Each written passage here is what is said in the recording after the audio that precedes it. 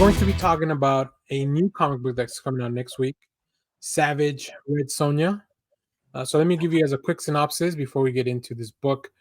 Prepare yourself for the savagery that only Red Sonja can deliver in this brand new series that harkens back to the classic era of Robert E. Howard's original pulp tales of sword and sorcery. Tasked with retrieving a long hidden gem in crumbled ancient kingdom, the she-devil with a sword is traveling alone through a dangerous wasteland when fate intervenes and her sole adventure is sidetracked by a wayward prince and his bride as they try to escape the fearsome desert bandits. Um, let's take a look at the creative team real quick. This is written by Dan Panosian, who is an amazing artist. I don't think I've read anything by him prior to this, though. You read the Alice book? Oh, that's right. Yeah, but I only read the first issue of that. Yeah. So, with art by Alessio Petillo, colors by Francisco Cebala, and letters by Dave Sharp. So, what did you guys think of Red Sonja? I'm gonna start with Clay. What did you think of this book? I dug it. I mean, it's a great intro to the book. I'm never really sure where a Red Sonja book's going to go because sometimes the art is better than the story, and you're never sure. This was a great balance of art and story, bringing her into this world and telling us exactly what's going to happen by the last panel and leaving on a great cliffhanger. Yep. Jeff, what about you? I agree. Solid entry into the run. I was curious. I'm like, there are a lot of barbarian high fantasy books out right now. Right. Yeah. And I enjoy that she has name recognition.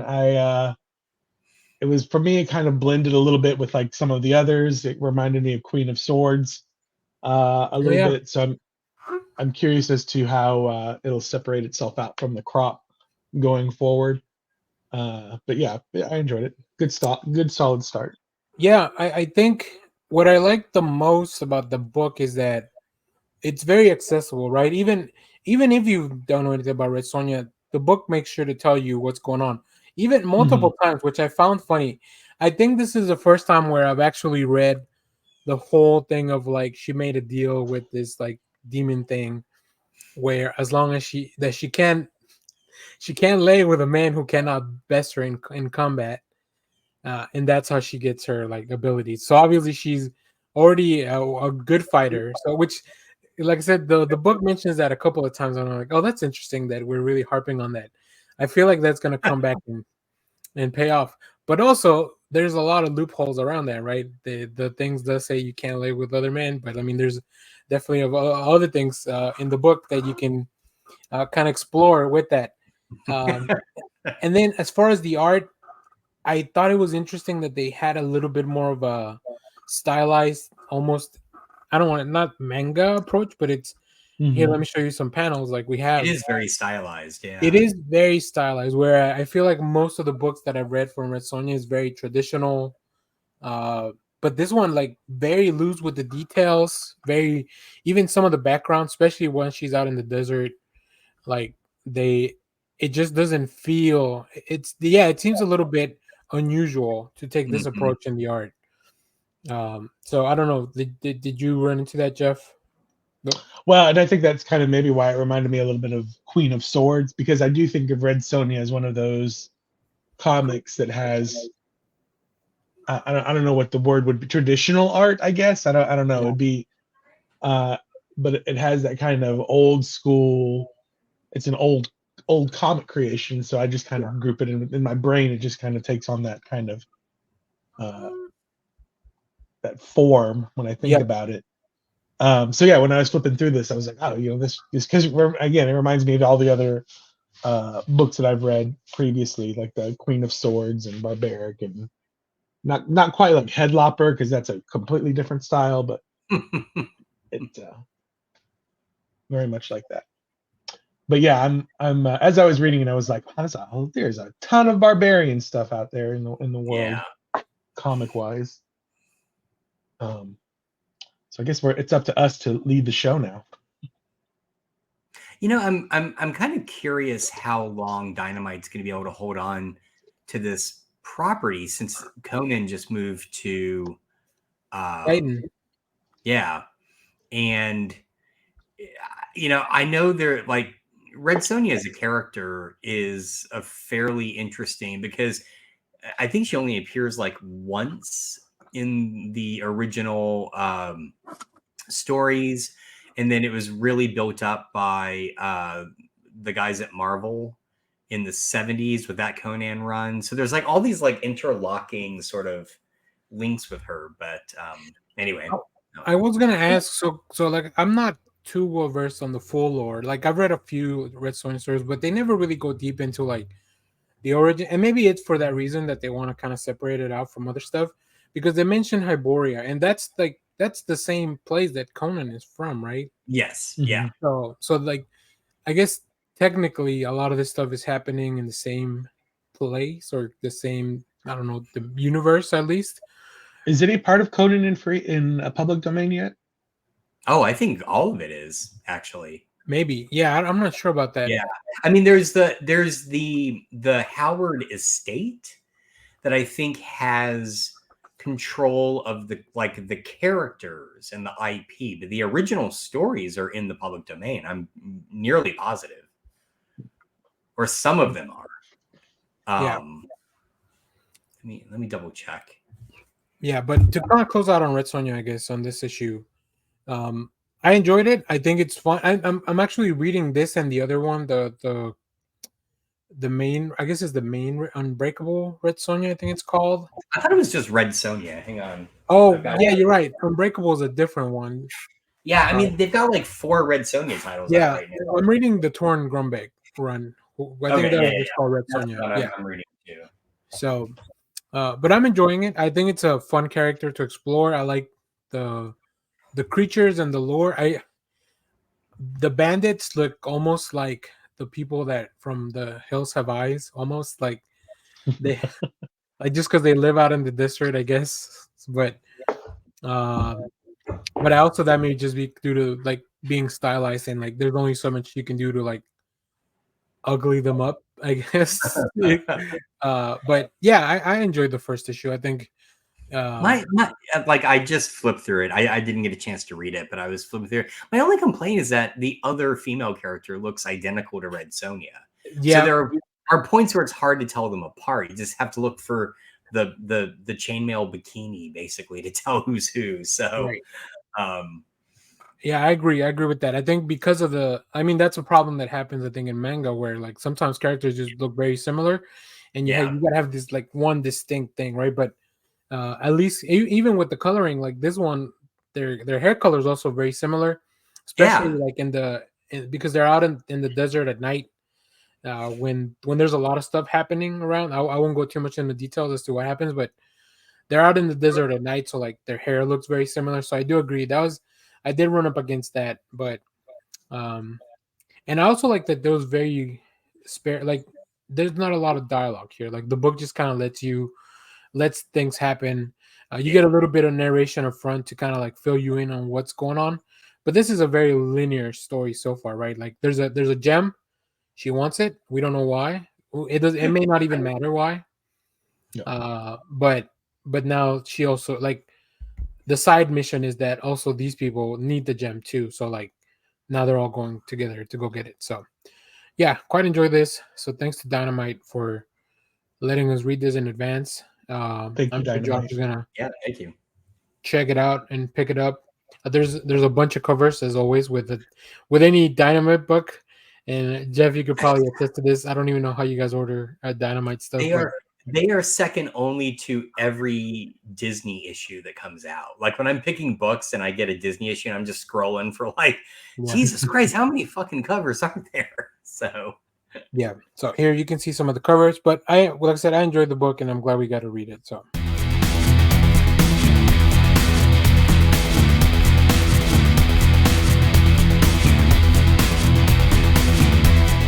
hello everyone, Dan here from the Next Issue Podcast. On today's video, I'll be doing a review for Saint Seiya Knights of the Zodiac Time Odyssey #1. This is a new book from AblazeComics. This actually came out a couple of weeks ago, but I hadn't done a review for it on the channel. So let's talk about the creative team before we get into this. This book has a story by Masami Kurumada with Jerome Alke and Arnaud Dolin. Art by Jerome Alke, letters by Saida Temofonte. Now, of course, this is all based on the manga Saint Seiya. So let's talk a little bit about this comic. The Galaxian Wars are back with a new generation of Knights of the Zodiac. The goddess Athena and her knights, led by the infamous Seiya, I don't know why infamous, are called back into action once again when Kronos, the god of time, has his sights set on joining the other gods of Olympus. To do so, he has constructed a doomsday clock that will allow him to change the past, present, and future, putting the knights and Earth itself in jeopardy. Writer and artist Jaime Alquie, that is who has written Space Pirate Captain Harlock, is joined by co-writer Armand Dolan to bring Masami Kurumada's classic Saint Seiya on an epic new journey for the ages. Masami Kurumada is the original creator of the manga. Now, I haven't read much of the Saint Seiya manga, but I am a big fan of the anime, specifically the first few arcs, like the Sanctuary arc and the tournament, and like how all the Bronze Knights got together fighting the Silver Knights and all that stuff. So, for those that don't know, and the book really pretty much tells you everything you kind of need to know. But yeah, we have Seiya and the Bronze Knights who are recruited by Athena, who's been reincarnated in Saori to protect Earth from different threats. So let's take a look at some of the preview art, and I'll kind of talk you through that because the book does a very good job explaining a lot of that stuff. So the first few pages, what we'll say, are exposition, a little bit of narration, bringing you into the world of Saint Seiya. I think the book wants to assume that either you've never visited this world, or even though you're familiar with it a little bit, you've never really dove deep into the mythology, or maybe you're returning from a long time ago. So it's a very good refresher course on Saint Seiya, Knights of the Zodiac lore, and everything that goes about it. I really like the layout of this first few pages, very reminiscent of some of those shots from the manga and from the anime, when they're all kind of burning their cosmos and their powers. And you see the constellations behind them. I always thought that was really cool to kind of have everything linked to constellations. I will say one change that they did make a bit aesthetically. So the armors change a little bit throughout the anime, but I was always used to Seiya having touches of red in his armor. Maybe that was just an anime thing. So that caught me off guard a little bit. But yeah, here you get to meet all four of the Bronze Knights that we're introduced to first. We do have one more knight that kind of becomes a pivotal point in the story, who's Iki, the Knight of the Phoenix Knight. But yeah, I just really like how we are discovering this world together. So with some really cool pages to introduce you to everything. And then of course we have a little bit of the backstory of like what happened right before this, right? So this takes place right after the first main arc, which is the tournament for the gold cloth, in which Iki also attacked. So right after they fight the Silver Knights, this kind of takes place after that in that little place of the story. So I don't know how canon this is, but I mean you could just kind of tell. These are the last few pages. The last page that I'm showing you here is the actual first page of like the new story. Everything else we had seen on the preview pages that I'm showing is kind of like exposition to bring you back to the arc. And I think it's difficult to review this for a few things, but I really wanted to at least talk about it. I think the new story is a lot. It's a lot of fun. It's very interesting. It's going to be, I believe, a 4-issue series that I'm very intrigued to figure out some more lore. I think there's also like a movie coming out soon about like maybe this is kind of what brought about the making of this miniseries to kind of lead us into the movie, or maybe to promote the film. So I think that'll be interesting. I know Netflix redid the anime as well in CG. and it was not very well received. I checked out a few episodes and I thought it was fine. I just really prefer the 2D, more hand drawn animation. But this story itself, I think it's very interesting. We get to see explore a lot of the things. Like if you're already a fan of this, I think you're gonna get to revisit some of the cool fights, and like we get to see all that stuff. It's also very interesting to see this in a static medium because most of the stuff I've experienced has been in anime form. But I really like this one, and I'm very happy to revisit Saint Seiya and this lore and these characters. The voice really feels like them, so I'm not very familiar with the creative team behind this book, but I can at least tell that they did a lot of research to try to capture the voices of these characters. Like each of the characters definitely has a bit of a prototype that they kind of, or a role that they fit within the original manga and anime, and I think that definitely comes through in the book. So I quite enjoy this. I highly recommend, if you're a fan of Saint Seiya, I recommend this for you to check it out. If you've never experienced Saint Seiya, I think this is a nice preview of what kind of stories that these characters tell. In case you maybe want to check out the manga or the anime or maybe even the upcoming film. I know there was a live action film recently as well. We have a review for that on the channel.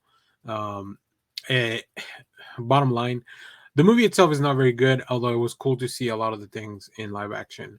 So, yeah, quite enjoy this. We'll follow along with the series. Definitely recommend. Um, I hope Ablaze does more stuff like this where they bring some more obscure, and this is really obscure only in the US. There was a lot of issues of like why this anime manga did not really make it over well. But if this had come over now in the time that we have now, I think it would be a hit. So yeah, very excited to see how this is received. If you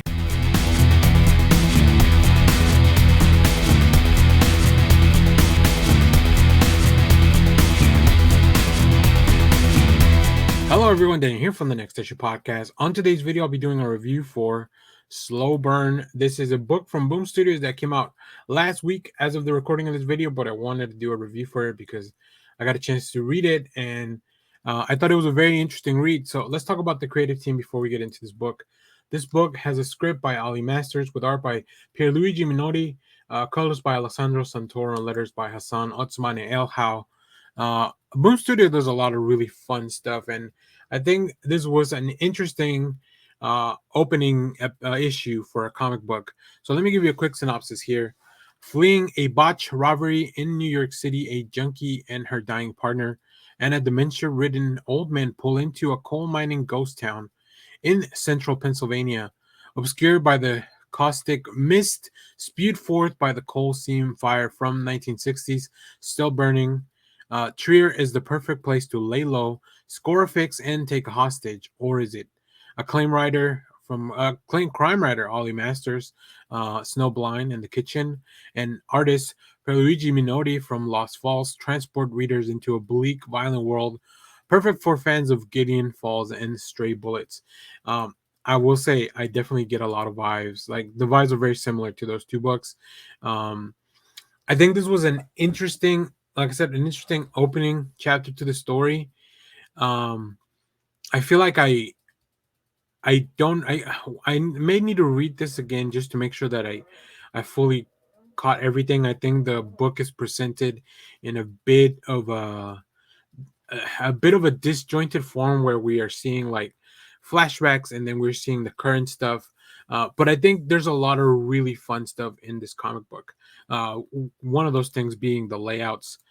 So this is the title page kind of, and I really like the 9-panel grid intertwined with the story. As you can see here, we get to see some actual panels of what's going on now, some panels of like the flashback to the botched robbery that we're talking about. So like all this stuff really brought me in, but like I said, to me it felt a little disjointed. I don't know if that was just me with having an issue with getting up on this book. We do have this broken up into different chapters, which is very interesting. And here we also have the credit pages. So like, yeah, you get everything you need in those first 3 pages with the 9-panel grid. All the stuff that I mentioned in the synopsis, it's all brought in there, right? And I really like the art. Like going into this town, I really do feel the decay, like how this place, there's something off about this place. And even though these characters think that this may be the next best step to kind of lay low, there's something there that's definitely going to cause them a lot of problems in the future, I feel, more than they probably bargained for. Also, none of these characters are very relatable or likable, which I think in a crime thriller is probably the way you want to do it. So yeah, I found this very, very interesting. I don't know where this is gonna go. I feel like to me, crime books definitely read a little bit better in arcs or a collection. So I'll probably wait for the trade. But I think if you're looking for something a little off the beaten path in comic books, maybe like a little crime drama thing, I think this is a good place for you to go. That's not usually my cup of tea, but I wanted to definitely check it out. It's going to be only 5 issues, so I think it's a lot of these books are broken up into issues because that's the nature of the comic book business. But to me, this felt like this was a story that was kind of pitched for just a standalone graphic novel. I think it would have been really interesting to read it in that format. So I'm definitely gonna go back and check this out once it's all collected.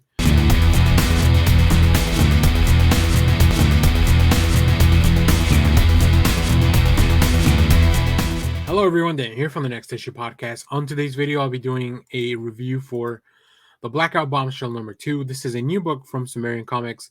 This was released last week, but I'm finally getting around to doing a review.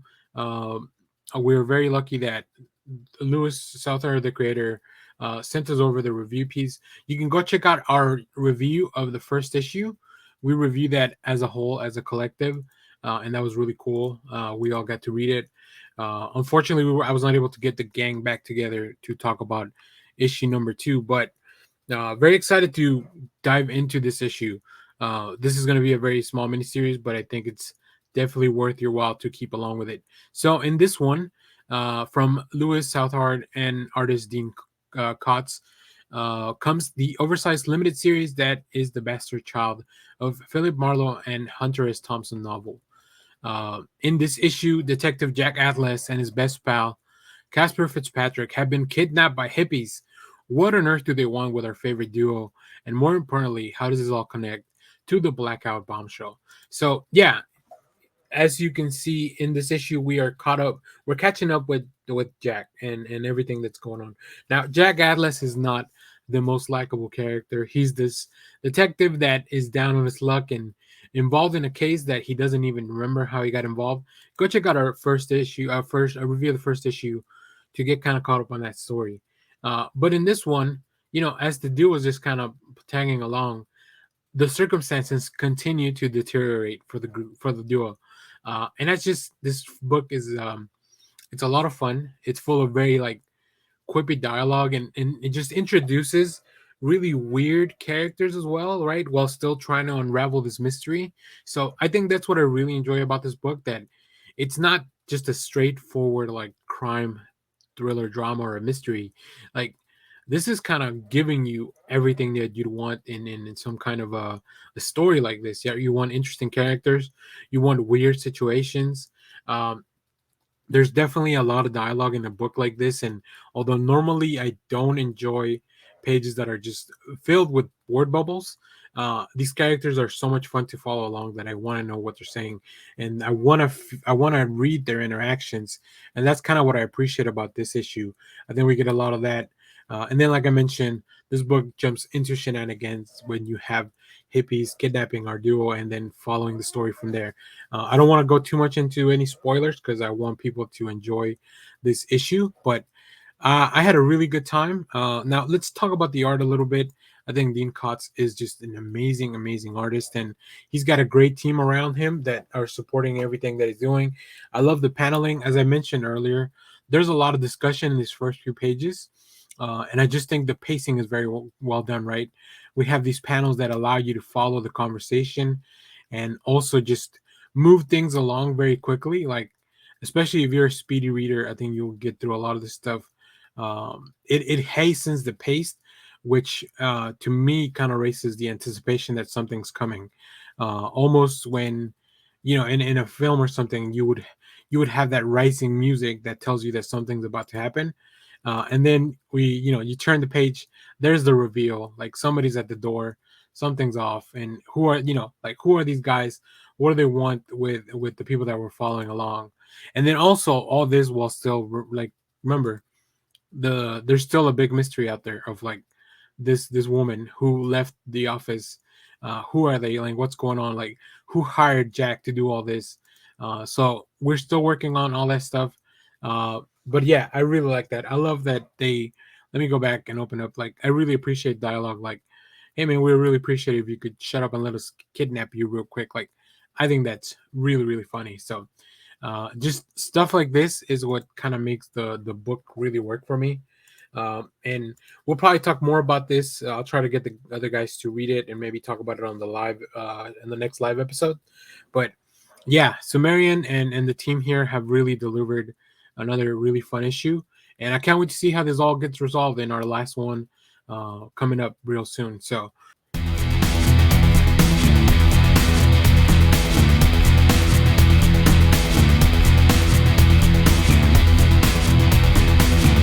hello everyone, Dan here from the Next Issue Podcast. On today's video, I'll be doing a review for Unnatural Order. This is a new book from VaultComics. I hadn't done a Vault review in a little while, and I'm so glad that we're back because, man, they deliver some really fun stuff. Let's talk about the creative team before we get into this book. This book is written by Christopher Yost with art by Val Rodriguez, colors by Derbla Kelly, and letters by N World Design. In this book, Chris Yost, co-creator of X-23, writer of hundreds of X-Men issues and films and shows that you probably like, including Thor Ragnarok and The Mandalorian, returns to comic books with Val Rodriguez to weave together a dark fantasy and action-packed sci-fi story in Unnatural Order. First of all, yeah, big fan of Christopher Yost and a lot of the work that he's done all over the place, really.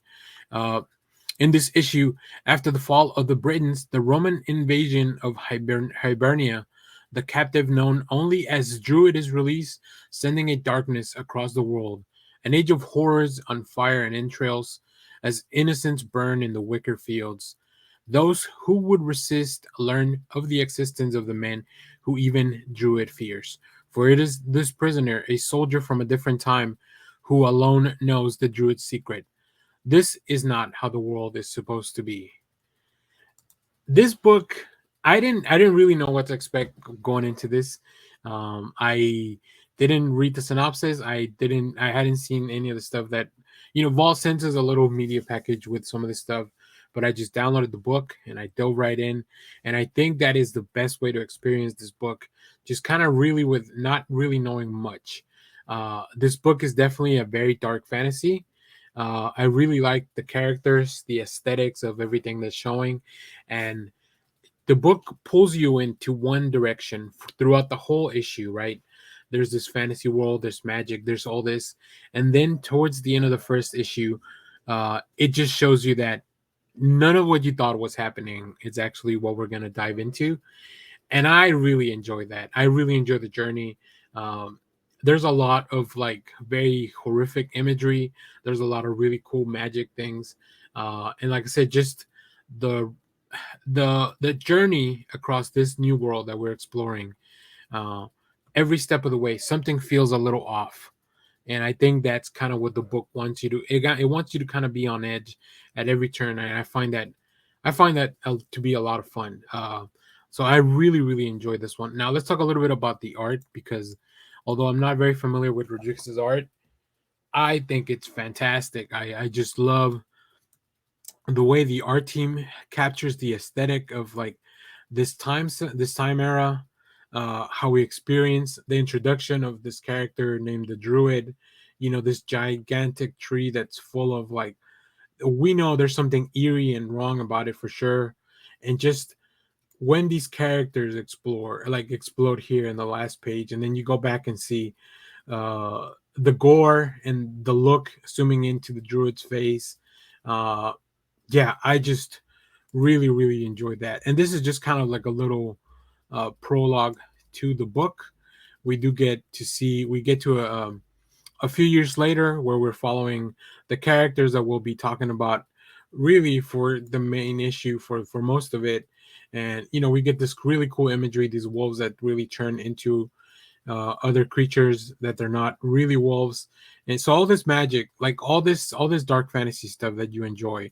But like I mentioned, as you get there and you meet this prisoner at the end of the first issue, um, it's just the way the team is letting you know, like, you think you know where we're going, but you really have no idea what this book is really about, and we're about to get real deep into it.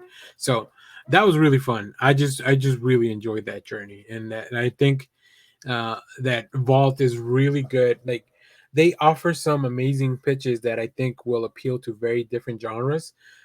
This definitely skews a lot more dark fantasy, a little bit sci-fi. There's something, but like I said, there's something more. It's like a little. There's something to a thriller as well, and definitely some horrific imagery. So very very welcoming to a lot of the genre people that you might like. So I quite enjoy this.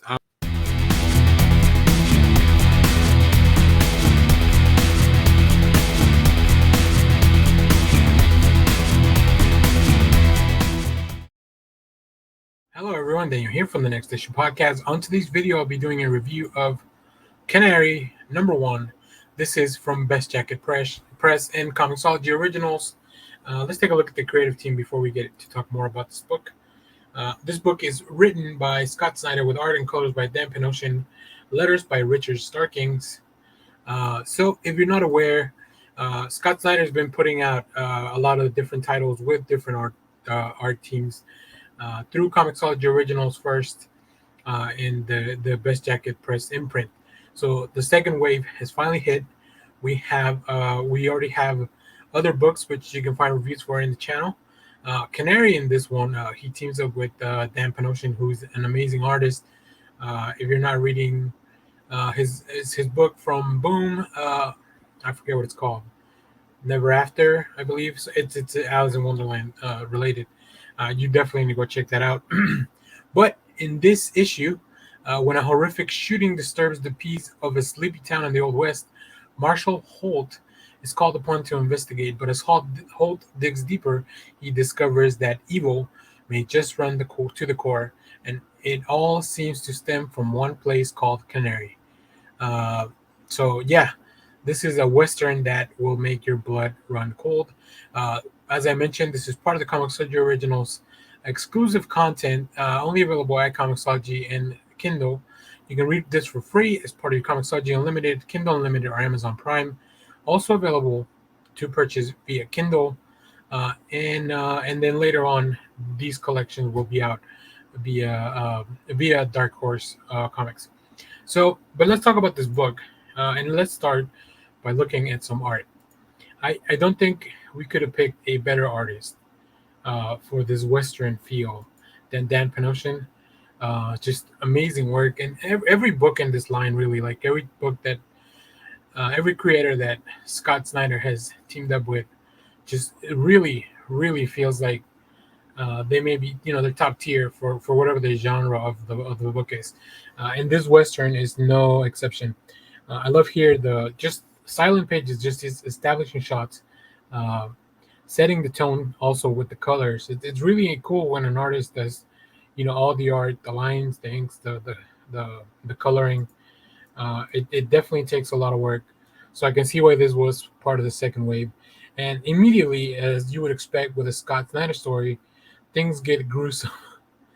And Dan Panosian really captures that, the blood splatters, and just very weird stuff, like all over the place.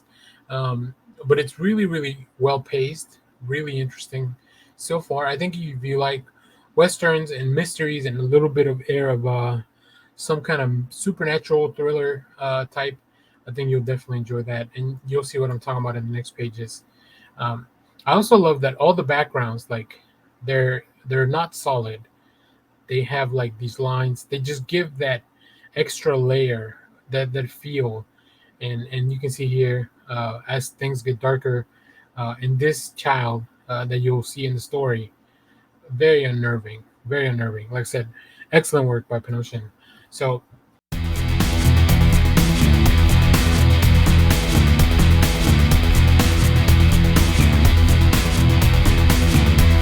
Hello, everyone. Dan here from the Next Issue Podcast. On today's video, I'll be doing a review for The Space Between #1. This is a new book from BoomStudios. Let's take a look at the creative team before we get into this book. This book is written by Corinna Becco, with art by Danny Lukert, letters by Jim Campbell.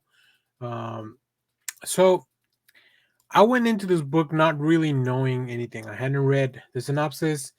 I did hear my buddy Nick from the I Read Comic Books podcast talk about how this was the book he wanted to read this week because of the premise. So I was very excited to check it out. And boy, did I enjoy this issue. Let's take a look at let's read the synopsis here before we get into this book, and then we'll talk more about this issue. Aboard the interstellar ark known as the Dodona, the populations of workers live in strictly separated social castes during the journey that will take multiple generations to complete. But everything changes when a pilot from the upper tier named Revela falls to the lower levels and meets Les, and they must risk everything for not just themselves, but all aboard the Dodona. Each issue of this limited series features a new pair of protagonists and a new generation of humanity in a sci-fi epic of love, survival, and liberation. All this from Hugo and Eisner Award nominated and New York Times best-selling author Corinna Becco, and also acclaimed comics artist Danny Lukert. So Becco had written the Green Lantern Earth 1 series the book, which I really enjoyed. So I knew I was in for a treat, at least when it came to the space stuff.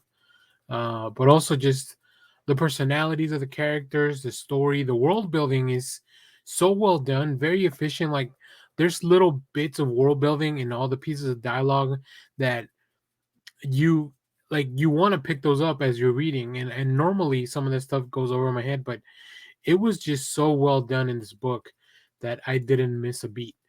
So yeah, I really enjoy this. I really like this premise too, that we'll continue this journey in the ship, but we'll definitely it's almost as if each story will have a generation where something happens, and they something happens with the ship, and I don't want to go too much into spoilers on this one, but things will change on board, and I think that will affect the next story and then the next one and the next one.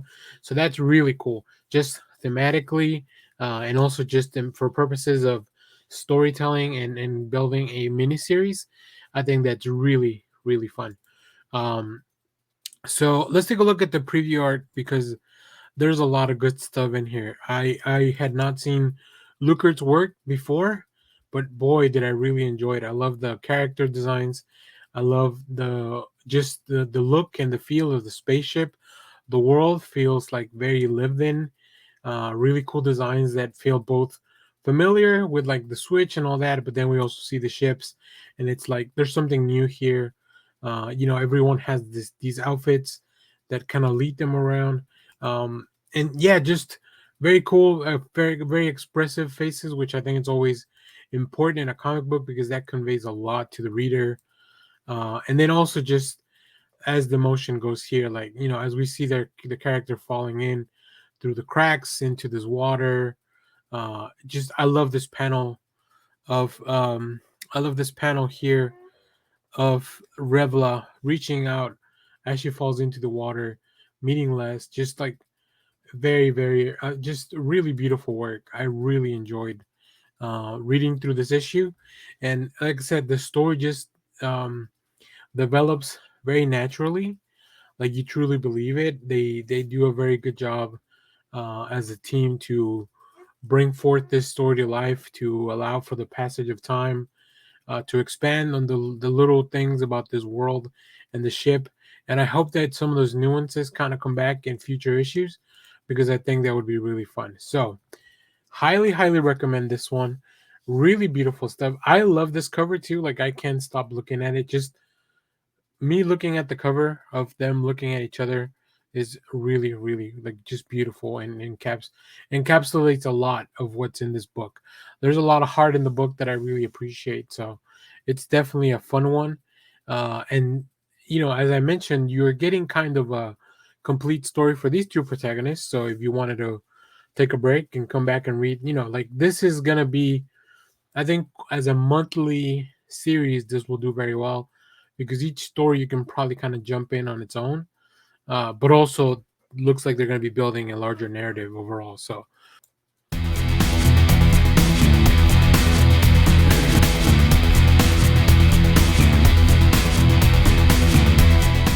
hello everyone, Dan here from the Next Issue Podcast. On today's video, I'll be doing a review for Red Line #1.